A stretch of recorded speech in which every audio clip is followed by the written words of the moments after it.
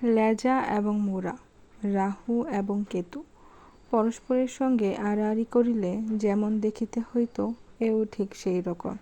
প্রাচীন হালদার বংশ দুই খণ্ডে পৃথক হইয়া প্রকাণ্ড বসতবাড়ির মাঝখানে এক ভিত্তি তুলিয়া পরস্পর পিঠাপিঠি করিয়া বসিয়া আছে। কেহ কাহারও মুখ দর্শন করে না। নবগোপালের ছেলে নলিন এবং ননীগোপালের ছেলে নন্দ এক বংশজাত, এক বয়সী, এক স্কুলে যায় এবং পারিবারিক বিদ্বেষ ও রেষারেষিতেও উভয়ের মধ্যে সম্পূর্ণ ঐক্য। নলিনের বাপ নবগোপাল অত্যন্ত কড়া লোক। ছেলেকে হাঁপ ছাড়িতে দিতেন না। পড়াশোনা ছাড়া আর কথা ছিল না। খেলা, খাদ্য ও সাজসজ্জা সম্বন্ধে ছেলের সর্বপ্রকার শখ তিনি খাতাপত্র ও স্কুল বইয়ের নিচে চাপিয়া রাখিয়াছিলেন।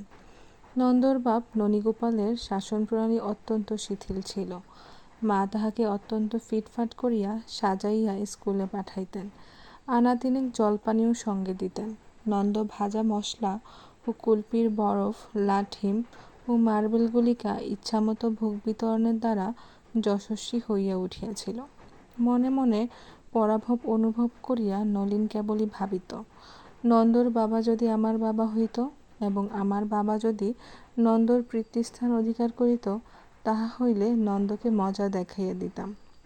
কিন্তু সেইরূপ সুযোগ ঘটিবার পূর্বে ইতিমধ্যে নন্দ বৎসরে বৎসরে প্রাইজ পাইতে লাগিল। নলিন রিক্ত হস্তে বাড়ি আসিয়া স্কুলে কর্তৃপক্ষের নামে অপবাদ দিতে লাগিল। বাপ তাহাকে অন্য স্কুলে দিলেন, বাড়িতে অন্য মাস্টার রাখিলেন। ঘুমের সময় হইতে 1 ঘণ্টা কাটিয়া পড়ার সময়ে যোগ করিলেন, কিন্তু ফলের তারতম্য হইল না। নন্দ পাস করিতে করিতে বিএ উত্তীর্ণ হইয়া গেল। নলিন ফেল করিতে করিতে এন্ট্রান্স ক্লাসে জাতিকলে ইঁদুরের মতো আটকা পড়িয়া রহিল। এমন সময় তাহার পিতা তাহার প্রতি দয়া করিলেন। তিনি মরিলেন। 3 বছর মেয়াদ খাটিয়া এন্ট্রান্স ক্লাস হইতে তাহার মুক্তি হইল এবং স্বাধীন নলিন আংটি, বোতাম, ঘড়ির চেনে অদ্যপান্ত ঝকমক করিয়া নন্দকে নিরতিশয় নিষ্প্রভ করিয়া দিবার চেষ্টা করিতে লাগিল। এন্ট্রান্স ফেলের জুড়ি চৌঘড়ি বিএ পাশের 1 ঘোড়ার গাড়িকে অনায়াসে ছাড়াইয়া যাইতে লাগিল। বিশ্ববিদ্যালয়ের ডিগ্রি ওয়েলার ঘোড়ার সহিত সমান চালে চলিতে পারিল না। এদিকে নলিন এবং নন্দর বিবাহের জন্য পাত্রী সন্ধান চলিতেছে। নলিনের প্রতিজ্ঞা, সে এমন কন্যা বিবাহ করিবে যাহার উপমা বেলাভার। তাহার জুড়ি এবং তাহার স্ত্রীর কাছে নন্দকে হার মানিতেই হইবে। সবচেয়ে ভালোর জন্য যাহার অপেক্ষা অনেক ভালো, তাহাকে পরিত্যাগ করিতে হয়। কাছাকাছি কোনো মেয়েকেই নলিন পছন্দ করিয়া খতম করিতে সাহস করিল না। পাছে আরও ভালো তাহাকে ফাঁকি দিয়া আর কাহারও ভাগ্যে জোটে। অবশেষে খবর পাওয়া গেল, রাউলপিন্ডিতে এক প্রবাসী বাঙালির এক পরমা সুন্দরী মেয়ে আছে।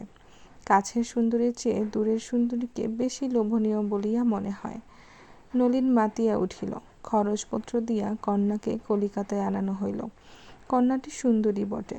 নলিন কহিল, যিনি যাই করুন, ফস করিয়া রাউলপিন্ডি ছাড়াইয়া যাইবেন এমন সাধ্য কাহারও নাই।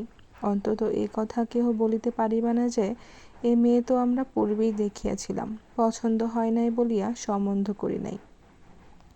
কথাবার্তা প্রায় এক প্রকার স্থির। পানপত্রের আয়োজন হইতেছে। এমন সময় একদিন প্রাতে দেখা গেল, ননীগোপালের বাড়ি হইতে বিচিত্র থালার উপর বিবিধ উপঢৌকন লইয়া দাসী চাকরের দল সার বাঁধিয়া চলিয়াছে। নলিন কহিল, দেখে এসো তো হে, ব্যাপারখানা কি? খবর আসিল, নন্দর ভাবী বধূর জন্য পানপত্র যাইতেছে। নলিন তৎক্ষণাৎ গুড়গুড়ি টানা বন্ধ করিয়া সচকিত হইয়া উঠিয়া বসিল। বলিল, খবর নিতে হচ্ছে তো। তৎক্ষণাৎ গাড়ি ভাড়া করিয়া ছড়ছড় শব্দে দুধ ছুটিল। বিপিন হাজরা ফিরিয়া আসিয়া কহিল, কলকাতার মেয়ে, কিন্তু খাসা মেয়ে। নলিনের বুক দমিয়া গেল। কহিল, বলো কি হে? হাজরা কেবলমাত্র কহিল, খাসা মেয়ে। নলিন বলিল, এ তো দেখতে হচ্ছে। পারিষদ বলিল, সে আর শক্তটা কি, বলিয়া তর্জনী ও অঙ্গুষ্ঠে একটা কাল্পনিক টাকা বাজাইয়া দিল। সুযোগ করিয়া নলিন মেয়ে দেখিল। যতই মনে হইল এ মেয়ে নন্দর জন্য একেবারে স্থির হইয়া গেছে, ততই বোধ হইতে লাগিল মেয়েটি রাউলপিন্ডার চেয়ে ভালো দেখিতে। দ্বিধাবিহত হইয়া নলিন পারিষদকে জিজ্ঞাসা করিল, কেমন ঠেকছে হে? হাজরা কহিল, আজ্ঞে আমাদের চোখে তো ভালোই ঠেকছে। নলিন কহিল, সে ভালো কি এ ভালো? হাজরা বলিল, এই ভালো।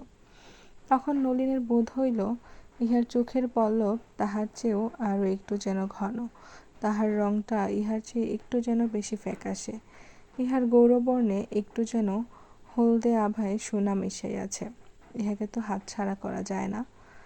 নলিন বিমর্ষভাবে চিত হইয়া গুড়গুড়ি টানিতে টানিতে কহিল, ওহে হাজরা, কি করা যায় বলো তো? হাজরা বলিল, মহারাজ শক্তটা কি? বলিয়া পুনষ্ট অঙ্গুষ্ঠে তর্জনীতে কাল্পনিক টাকা বাজাইয়া দিল। টাকাটা যখন সত্যই সশব্দে বাজিয়া উঠিল, তখন যথোচিত ফল হইতে বিলম্ব হইল না। কন্যার পিতা একটু অকারণ ছুতা করিয়া বরের পিতার সহিত তুমুল ঝগড়া বাঁধাইলেন। বরের পিতা বলিলেন, তোমার কন্যার সহিত আমার পুত্রের যদি বিবাহ দেই তবে, ইত্যাদি ইত্যাদি।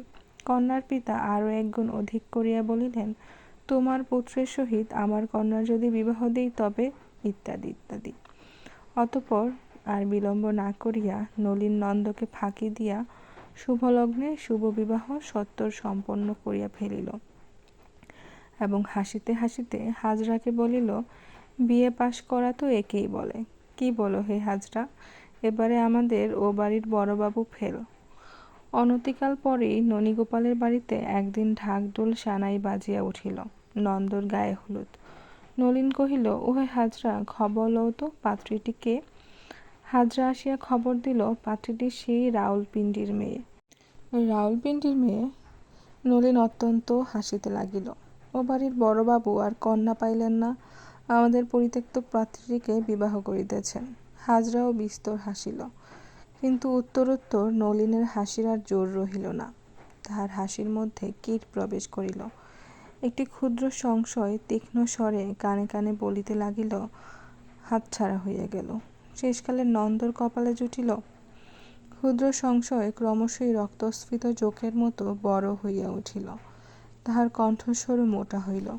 সে বলিল, এখন আর কোনো মতেই ইহাকে পাওয়া যাইবে না, কিন্তু আসলে ইহাকেই দেখিতে ভালো। ভারী ঠকিয়াছ। অন্তঃপুরে নলিন যখন খাইতে গেল, তখন তাহার স্ত্রীর ছোটোখাটো সমস্ত খোদ মস্ত হইয়া তাহাকে উপহাস করিতে লাগিল। মনে হইতে লাগিল স্ত্রীটা তাহাকে ভয়ানক ঠকাইছে। রাউলপিন্ডিতে যখন সম্বন্ধ হইতেছিল, তখন নলিন সেই কন্যার যে ফটো পাইয়াছিল সেখানি বাহির করিয়া দেখিতে লাগিল। বাহবা, অপরূপ রূপ মাধুরী, এমন লক্ষ্মীকে হাতে পাইয়া ঠেলিয়াছি, আমি এত বড় গাধা। বিবাহ সন্ধ্যায় আলো জ্বালাইয়া বাজনা বাজাইয়া জুড়িতে চড়িয়া বর বাহির হইল। নলিন শুইয়া পড়িয়া গুড়গুড়ি হইতে যৎসামান্য সান্ত্বনা আকর্ষণের নিষ্ফল চেষ্টা করিতেছে। এমন সময় হাজরা প্রসন্ন বদনে হাসিতে হাসিতে আসিয়া নন্দকে লক্ষ্য করিয়া পরিহাস জমাইবার উপক্রম করিল। নলিন হাঁকিল, দারোয়ান। হাজরা ততস্থ হইয়া দারোয়ানকে ডাকিয়া দিল। বাবু হাজরাকে দেখাইয়া দিয়া কহিল, अभी इसको कान पकड़ के बाहर निकाल दो।